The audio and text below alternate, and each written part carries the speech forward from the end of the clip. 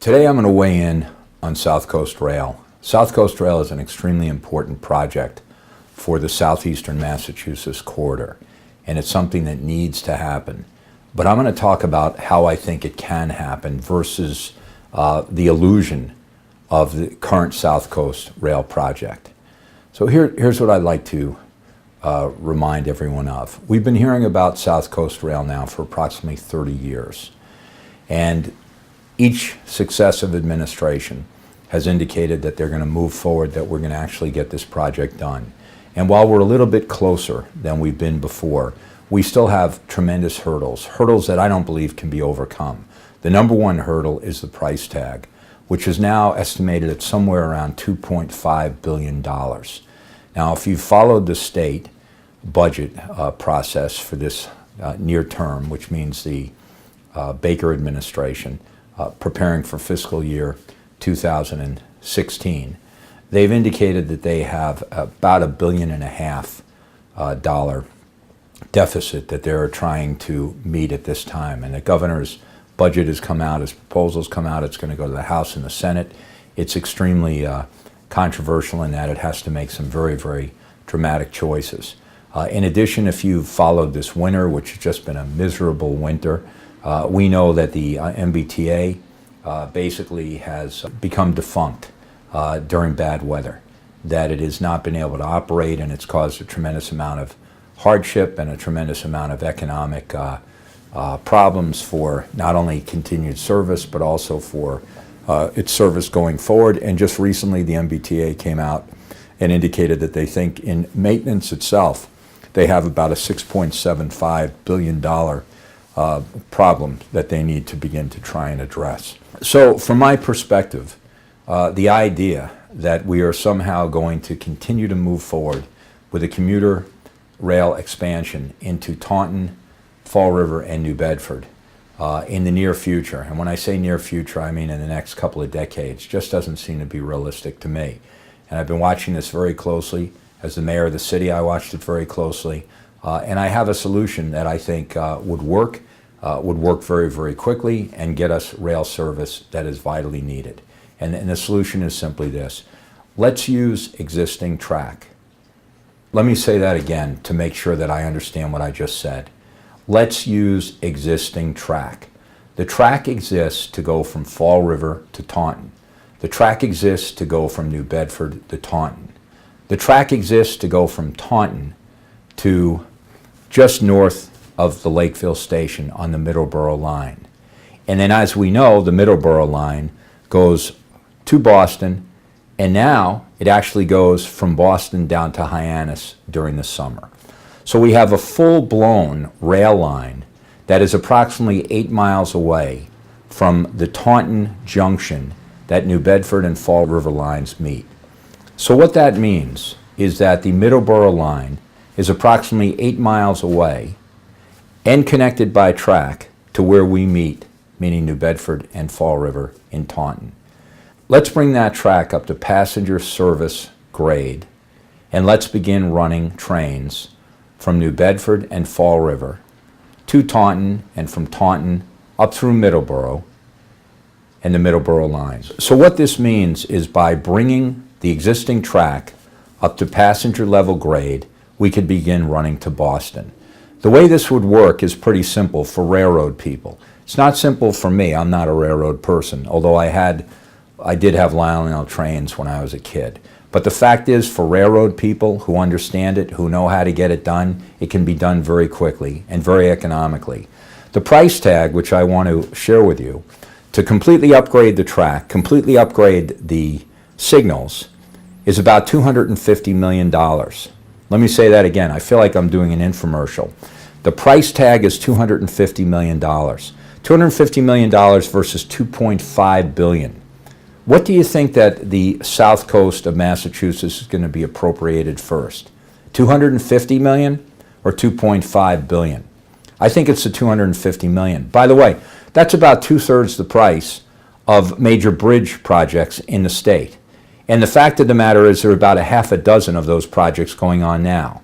So if you just look at it this way, the cost of upgrading South Coast Rail so that we can begin running passenger service from New Bedford to Boston, from Fall River to Boston, through Taunton, then up through the Middleboro line, is $250 million. Let me explain how it would work, and again, I'm not a railroad person. You'd get on one of two stations in New Bedford.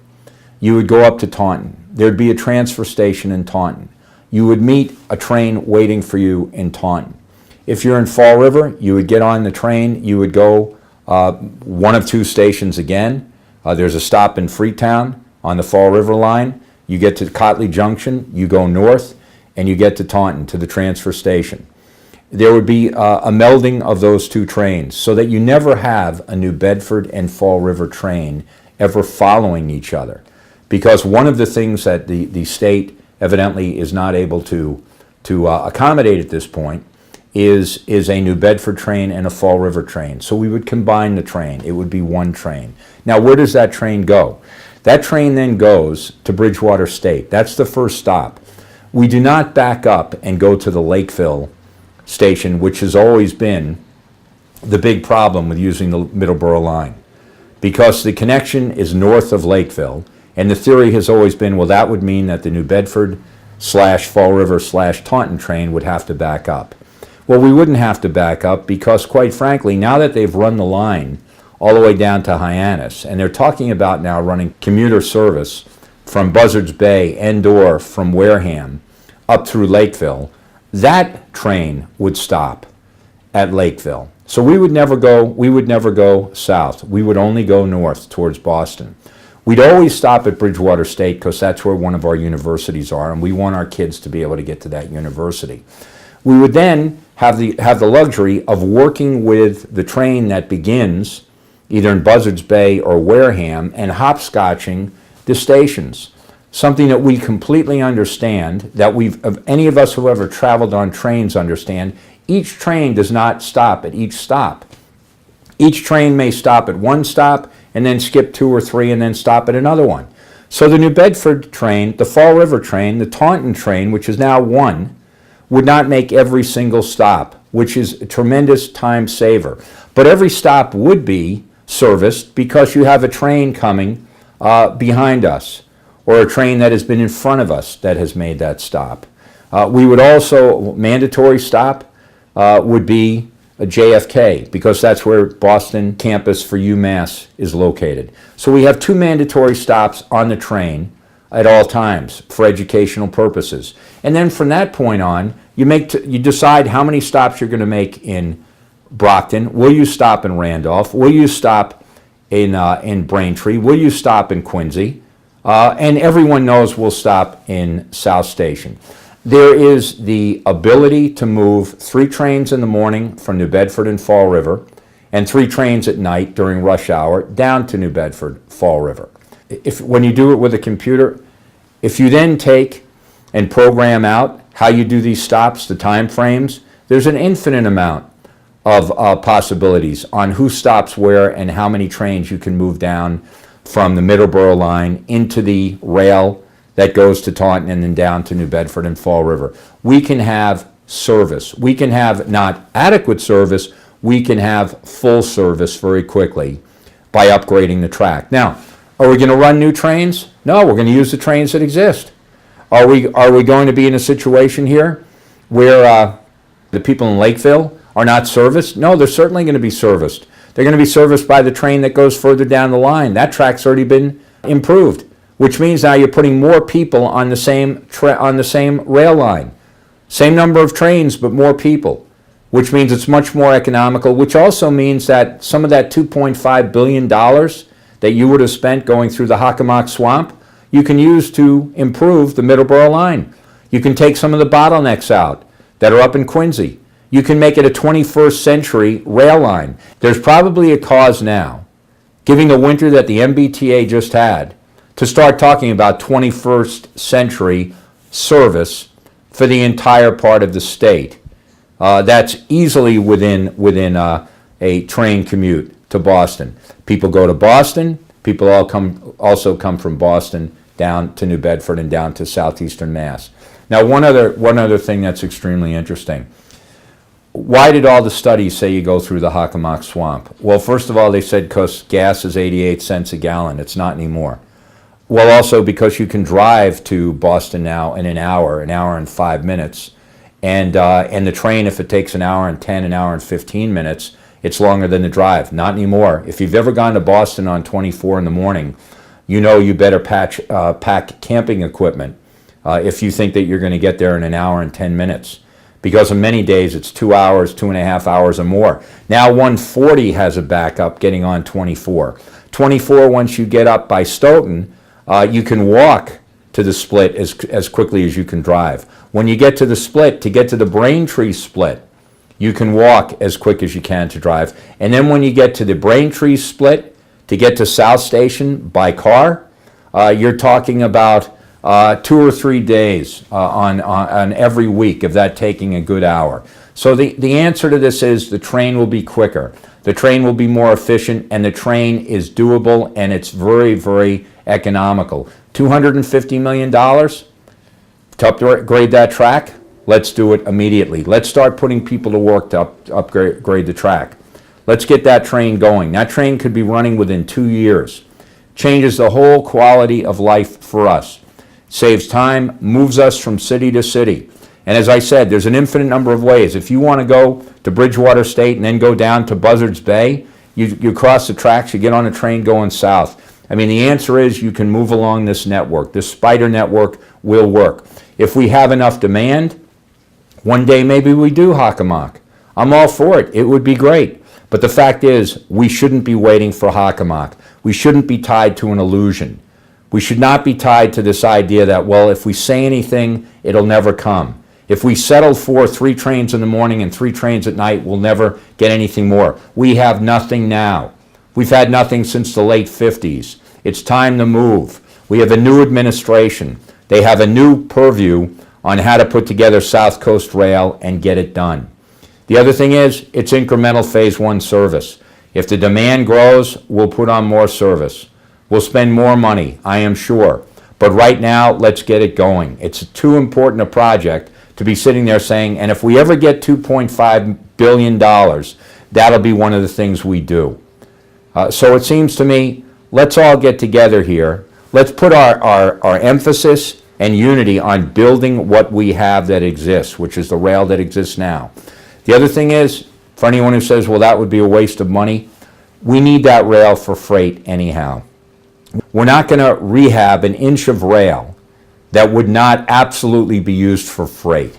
So now you have a freight line that is modern and efficient. And by the way, our freight line right now is like having a dirt road highway. All right, it has between 5, 10, 15, 20 mile an hour restrictions on it. It's pretty difficult to argue that we have modern freight line when it takes a couple of hours to get from New Bedford up to Taunton by freight. That's not right. Okay, they've completely neglected the rail lines coming down to our part of the state. Let's upgrade them and let's start running trains. Incidentally, if New Bedford is fortunate enough to have a casino on its waterfront, then the next thing is, how do we move people back and forth to that? One way is the train. We're not going to be moving them through the Hockomock swamp. We'll move them through existing rail. So it all complements each other. It's a great way to begin to solve some transportation problems for the city and for this region. So I would ask people to please start looking at the idea that we start building it now. Let's put people to work and let's start riding a rail. To illustrate the proposal I have, what I'd like to use is an MBTA map. Now this MBTA map is very curious in that it shows all the existing rail, but it also shows, and I have highlighted, rail that hasn't been built through the Hockomock swamp. So here's what I am proposing. That we upgrade the rail from New Bedford to Cotley Junction. That we upgrade the rail from Fall River to Cotley Junction. That we build the stations that are needed in Fall River, the station that is needed in Freetown. That we build a transfer station in Taunton at Cotley Junction. Now what happens here is we then go east. We go east on the Middleboro secondary line, which is about 8 miles and connects us to the Middleboro line. All of this is existing rail. Every inch of the rail I'm talking about needs to be upgraded needs to be used by either freight or passenger for 21st century service. So the fact is that we are not going to upgrade any rail that's not already going to be needed in some way or the other. Now the interesting thing is then you have a short jog and then you go to rail that has not been built. This is what South Coast Rail is all about. This is where the project comes, in building a rail line that does not exist. It did exist at one point, but it no longer exists. You have opposition, you have permitting issues, and you have, above everything else, no money to finance the building of that rail. But we do have the existing rail. So you go from New Bedford up to Cotley Junction. You go from Fall River up to Cotley Junction. You go at 60-mile-an-hour plus track. It can also be used for freight. You transfer in Taunton at Cotley Junction, and you make the Middleboro secondary jog, which is about 8 miles east to the Middleboro line.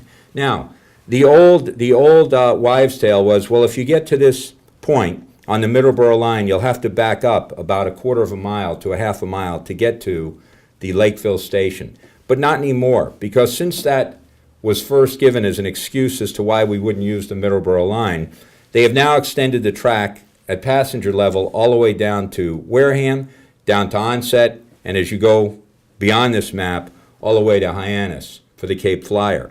So they have the ability now to pick up Lakeville from Wareham or Onset, or quite frankly, even down on the Cape, if that's what they're interested in doing. We would journey from the transfer station in Taunton across the Middleboro secondary line to the Middleboro track, the Old Colony track.